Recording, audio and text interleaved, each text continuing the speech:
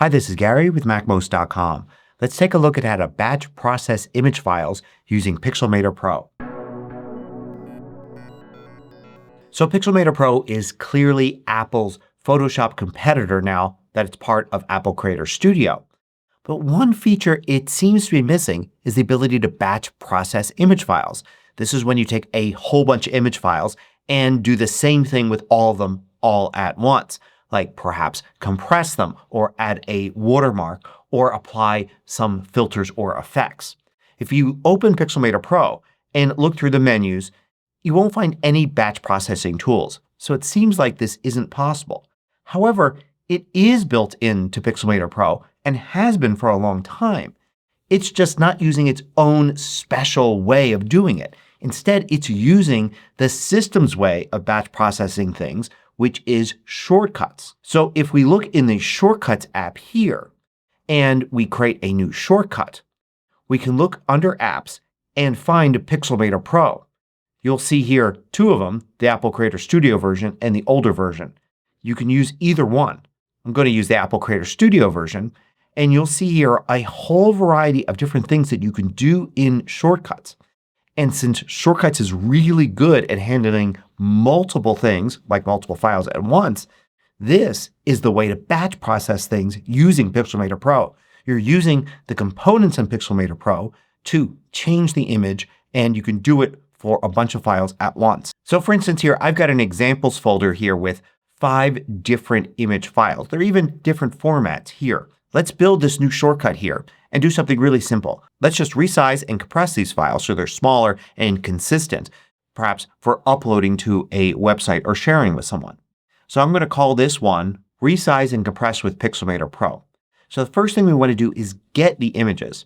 There are many ways to do this, but we're going to use a really simple one, which is to create a quick action. So we can just use this right in the Finder. We don't even need to be running the Shortcuts app to use it.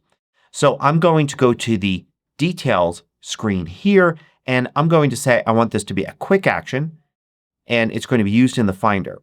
And I'm not going to use any other method here, although you certainly could. Under Receive I'm going to go into here and select all, deselect all, so nothing is selected, and I'm going to select Images. So it's going to receive images from quick actions. So now what are we going to do with these images? Well, if we go into the actions list here, and remember we've got Pixelmator Pro selected, we can see all the different things we can do. First, let's resize the images. Since these may be different sizes, it's a good idea to resize them, and also they're huge so we can make them smaller, perhaps for sharing.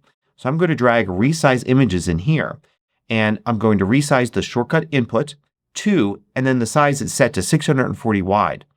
I can actually control click, right click, or two finger click on this and change this to ask each time. And click in there again and say I want the prompt to be width. So now each time you run this we can have a new number for the width. But I'm going to leave the second one, height, as auto height. So it will keep the same aspect ratio. The height will just be taken from whatever the width is to make the picture appear the same. Now the next thing I want to do is I want to compress the image. So I've got here Convert Image Video. I'm going to select that and it'll automatically pull the results of this, the resized image, to, and we want to select, say, JPEG.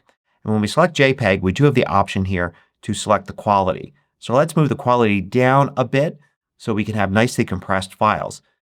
All the way to the left will be highly compressed, so low quality small images. All the way to the right would be high quality but very large images. So something in the middle will work for our purposes here.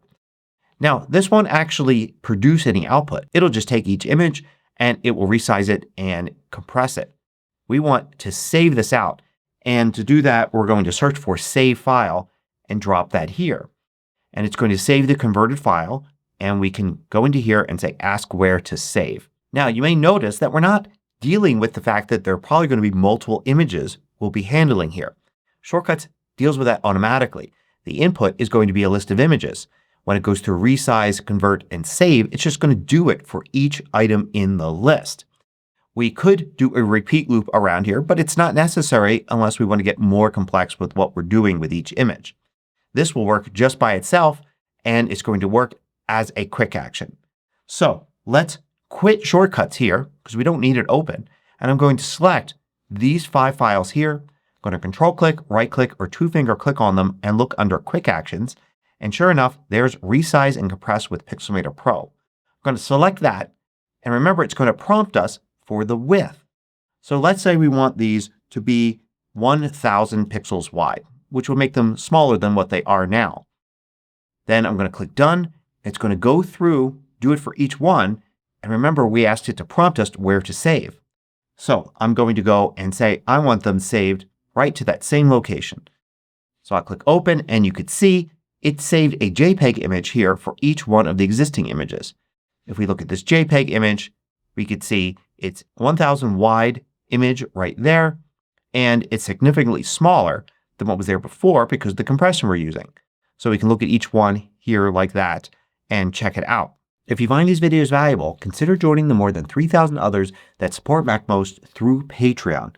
You get exclusive content, course discounts, and more. You can read about it at macmost.com/Patreon.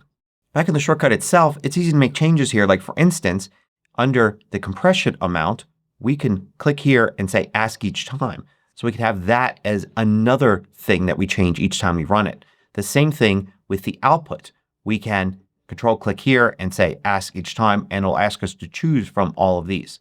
And of course you can go the opposite way here and instead of asking for the width you could just hard code the width as 1000 or something like that. So you can make this easy and automatic to run or have a lot of input so you can change how it works each time you run it. Now for the next example, I'm going to create an image that's going to act as a watermark that will overlay each image. Something you might typically need to do when batch processing. So I'm going to create a new Pixelmator Pro document here. I'm going to make it say 600 pixels wide by 60 pixels tall and create this little thin thing here. I'm going to add some text to it. I'm going to draw a little something that could simulate like a logo or something you place in there. I'm going to get rid of the bottom layer. So this is kind of transparent here.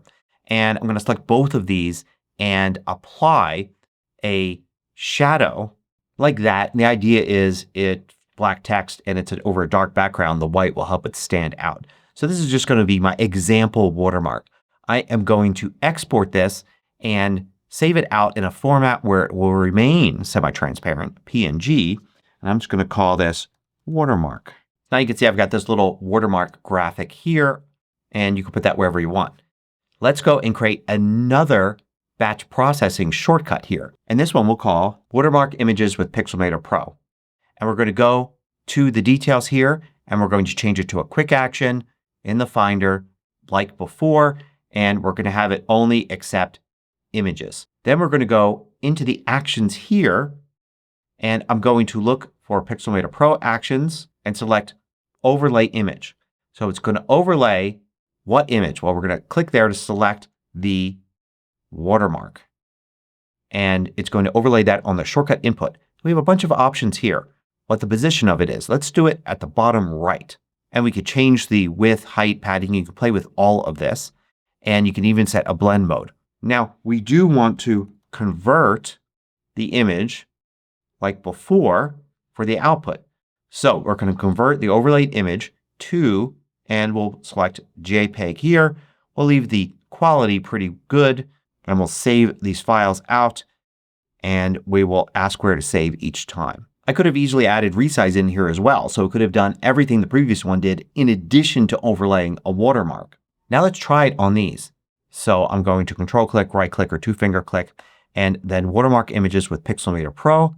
And it's going to produce the new files here. Since I didn't ask for any inputs, it's not going to ask me for anything else until it gets to saving. And then I'll say, yes, I do want it to save there. And there's each additional one. So if we look at this JPEG here, we could see the image.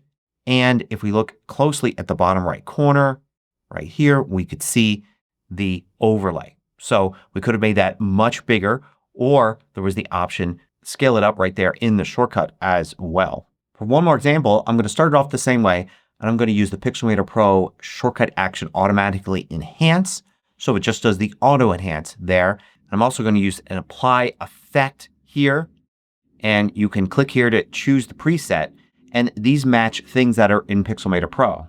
So for instance, looking at Pixelmator Pro here under the effects, we could see each one there. So I can go to photographic and I could see what the first one is. So photographic 01 looks like this. So I could select that right here. There's photographic 01. I can apply that. Then I have to use convert, so I have something new to save. So I'll use the Pixelmator Pro convert, not the convert image that's part of shortcuts. And I will choose JPEG again here.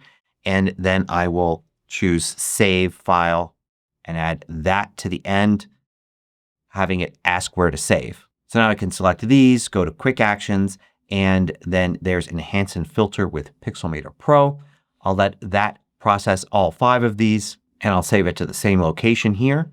And now if we look at, say, the original and then we look at the new version, you can see that it's been changed by the Enhance and the photographic filter that I applied, which is useful if you have a bunch of photos using slightly different lighting, for instance, and you want them to kind of all look about the same. So what else is possible? Well, in Shortcuts, just select Pixelmator Pro here under Actions and just look through each one. Each one has a little help text here if you click the I button to tell you what it is. But the best way to figure out how these work is to just create example shortcuts like this and give them a try. So the next time you need to batch process images, you don't have to look for a different tool. If you're already using Pixelmator Pro, you can combine that with shortcuts to batch process in all sorts of different ways. Hope you found this useful. Thanks for watching. Want to know about every new MACMOST video each week? Sign up for the absolutely free MACMOST email newsletter at macmost.com/newsletter.